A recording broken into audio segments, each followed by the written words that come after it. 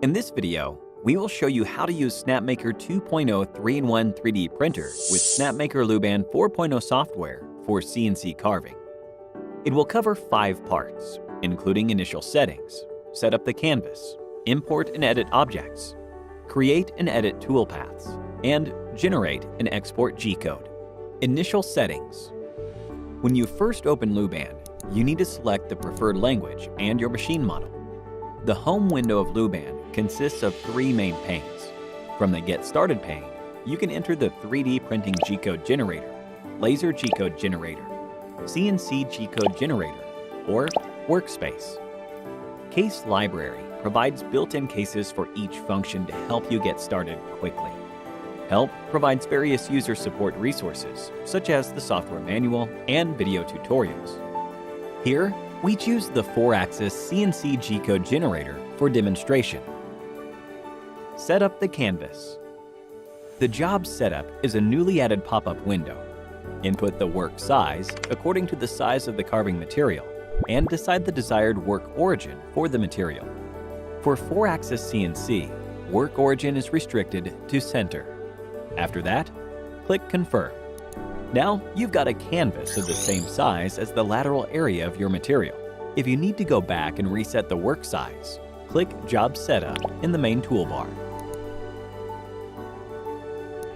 The main toolbar also provides quick access to Home and Workspace.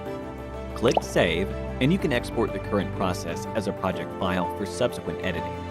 Import and edit objects. The left toolbar enables quick import of the objects and allows us to move or rotate the objects. Draw simple shapes and input text.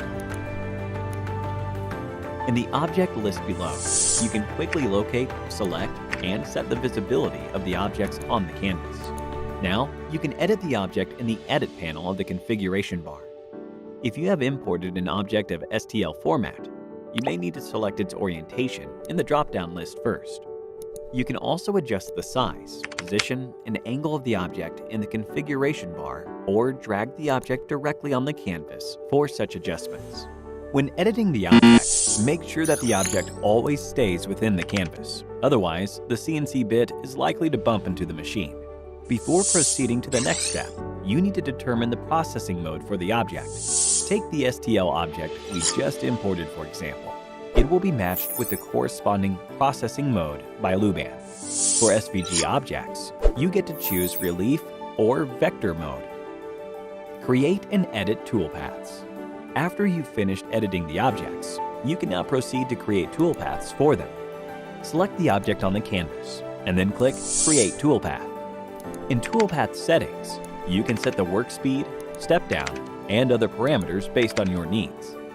In the drop-down list of methods, you can choose the processing method for your carving. Here, we select Rotation for the STL object. To select the tool used for your carving, click on it in the drop-down list of Tool. You can also customize your tool settings by clicking the gear button in Toolpath Settings. When you've finished editing toolpaths, click Save to apply the settings. In Toolpath List, the sort order of the toolpaths will be their processing order. If you want to change the order, you can click Prioritize or Deprioritize. You can also show or hide toolpaths in Toolpath List.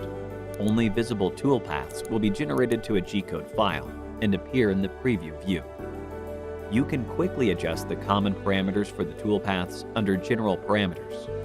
If you want to view or edit all the parameters, click More to enter toolpath settings, or double-click the corresponding toolpath in Toolpath List. Generate and export G-code. When ready, click Generate G-code and Preview to preview the processing results and the processing time needed. You can tick Toolpath or Simulation to select the preview type. You can choose to export G-code to Workspace or to a file. Here, we demonstrate the former option by clicking Export, Load G-code to Workspace. In Workspace, click Wi-Fi in the Connection panel. Refresh the machine list. Find and select your machine in the drop-down list to connect it to Luban. Select the G-code and click Send to Device via Wi-Fi. Then you can start your carving on the touchscreen. Before starting the actual carving, make sure you've already watched our video tutorial, How to Use CNC Function with Rotary Module, and have set the work origin on the carving material correctly.